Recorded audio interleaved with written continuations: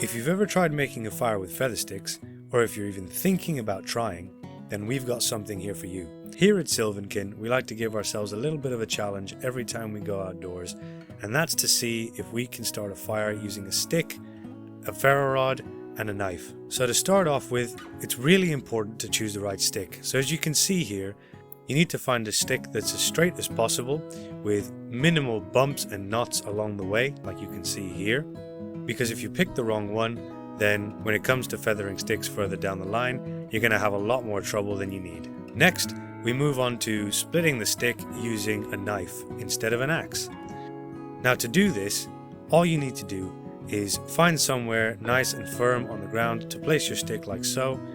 Place the knife at the top of the stick somewhere in the middle. Trying to keep it in the middle means you can get a nice clean split. Get another log and use that as a mallet to hammer down on the blade until you get it all the way through and manage to split your log in two.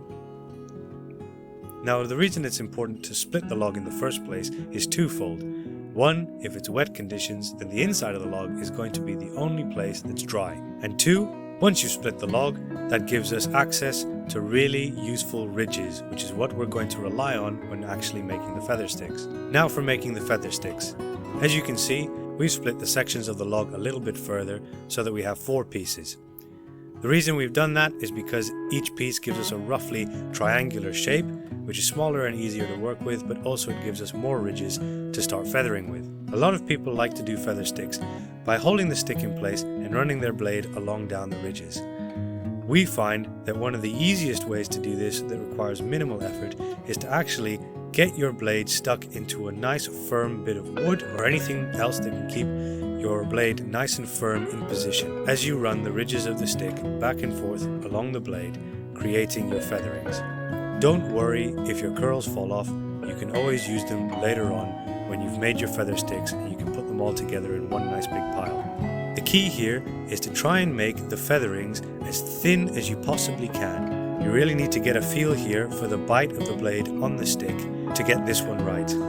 It takes a lot of practice, so be patient with yourself, be kind, and just put the work in. It's worth it in the end. Now it's really important that you stick to the ridges as you're creating. When you run the stick along the blade, you will be cutting into the ridge that you had initially, creating 2 new ridges at a time.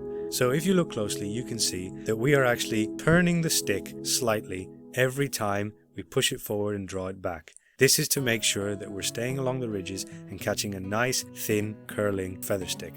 Now we've rarely seen anyone able to start a fire with just one feather stick because you usually need quite a bit of feathering to get this going.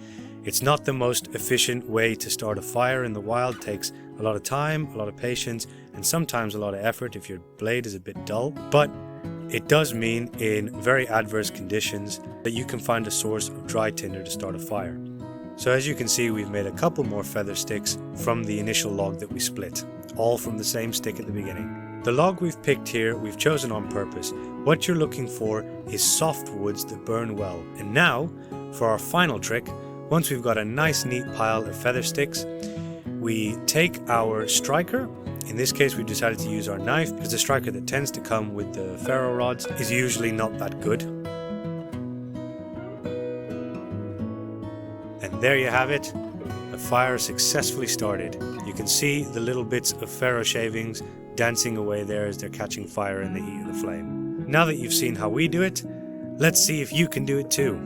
So go on, give it your best shot, and let us know if you managed to start your fire with your feather sticks within 3 strikes.